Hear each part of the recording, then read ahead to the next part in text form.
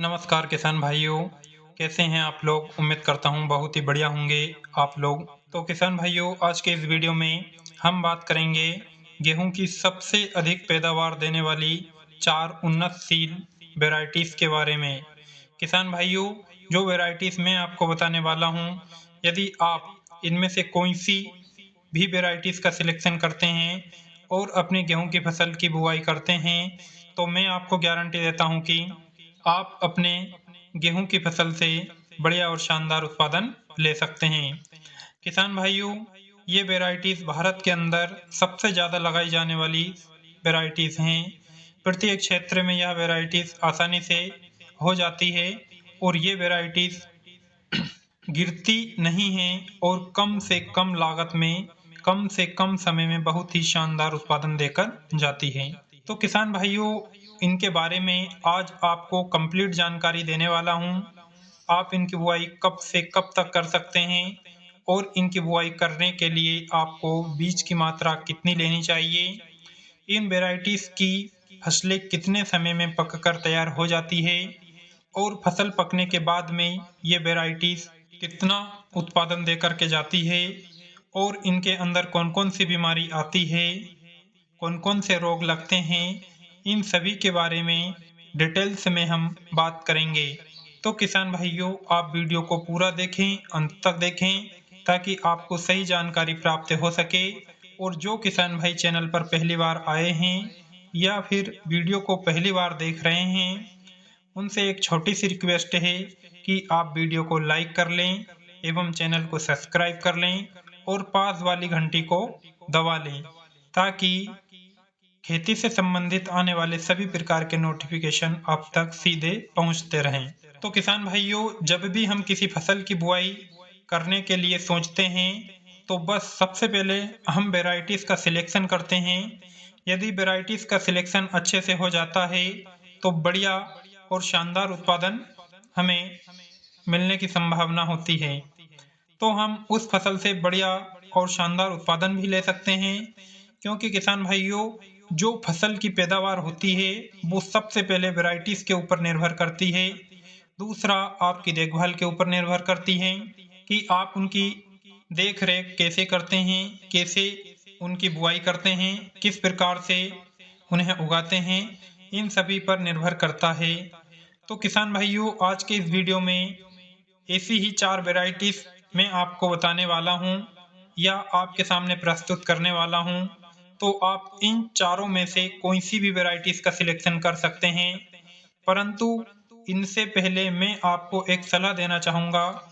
यदि आपने पिछले साल गेहूँ की कोई नई वैरायटीज़ लगाई है, तो किसान भाइयों, आप इस साल भी उसी को लगा लें। अर्थात मेरे कहने का मतलब ये है कि यदि आपने पिछले साल श्री राम 303 गेहूँ लिया है या इससे या इसके अलावा अन्य कोई सी वैरायटीज़ आपने लगाई थी और वो आपके पास रखी है और उसकी पैदावार बढ़िया रही थी और आपने पिछले साल नई लेकर के आए थे, जो आपके पास रखी हुई है, तो आप उसे बिल्कुल लगा सकते हैं।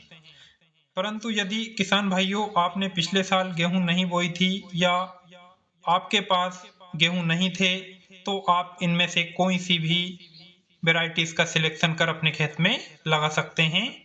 लेकिन किसान भाइयों, बेहतर यह होगा कि आप एक वैरायटीज़ को ले लेते हैं, तो उसे लगातार 2 साल आप यूज़ कर सकते हैं। इसमें कोई भी कमी नहीं आती है, केवल आपको उसकी अच्छे से देखभाल करना आवश्यक मैटर करता है और सही समय से खाद और फर्टिलाइज़र डालने की आवश्यकता होती है। किसान भाइयों, आपकी जो पुरानी वैरायटीज़ है, जो आपके घर की वैरायटीज़ हैं, वो भी आपको उतना ही पैदावार दे कर के जाएँगी, जितना आप मार्केट से ला कर के बोने वाले हो। उसी के मुकाबले आपकी जो पिछली वैरायटीज़ थी या आपने रख रखा है, तो वो भी उसके मुकाबले ठीक-ठाक रहने की संभावना रहती है, अगर आप देखभाल ठीक-ठाक करते हो तो। तो किसान भाइयों, इसलिए आप अपना पैसा बर्बाद ना करें, किसी नई वैरायटीज़ के चक्कर में ना पड़ें। यदि आपने एक बार वैरायटीज़ ले ली हैं, तो उसे आप लगभग 2 से 3 साल बिल्कुल लगा सकते हो। किसान भाइयों, अब हम बात कर लेते हैं गेहूं की 4 उन्नतशील वैरायटीज़ के बारे में। तो किसान भाइयों पहली जो वेराइटीज हमने रखी हैं, जो पहले नंबर पर जो हमने रखी हैं वो है DBW 303 या श्री राम सुपर 303। ये दोनों वेराइटियल कोई खास डिफरेंस नहीं है, कोई खास फर्क नहीं है। इनमें से आप कोई सी भी वेराइटीज ले सकते हैं। इस वेराइटीज की बुआई करने के लिए सही समय की अगर हम बात करें तो 25 अक्टूबर से लेकर के 10 दिसंबर तक आप आसानी से इसकी बुआई कर सकते हैं। किसान भाइयों यदि आप 25 अक्टूबर से 10 दिसंबर तक इसकी बुआई करते हैं तो आप इससे बढ़िया उत्पादन ले सकते हैं।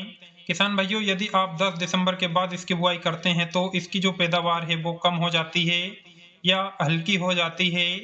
यदि इसकी बुआई के लिए बीज दर की बात करें तो बीज की मात्रा आपको लगभग 40 से 48 किलोग्राम प्रति एकड़ के हिसाब से ऐड करनी है। इसकी बुआई आपको 40 से 48 किलोग्राम प्रति एकड़ के हिसाब से बीज लेकर के बुआई कर देना है। किसान भाइयों यदि इसकी फसल पकने के समय की अगर हम बात करें या वेराइटीज के समय अंतराल की अगर हम बात करें तो लगभग 120 से 125 दिन में ये वेराइटीज पक कर तैयार हो जाती है। यदि हम इसकी पैदावार की बात करें तो ये वेराइटीज हमें लगभग 28 से 30 क्विंटल प्रति एकड़ के हिसाब से उत्पादन दे देती है।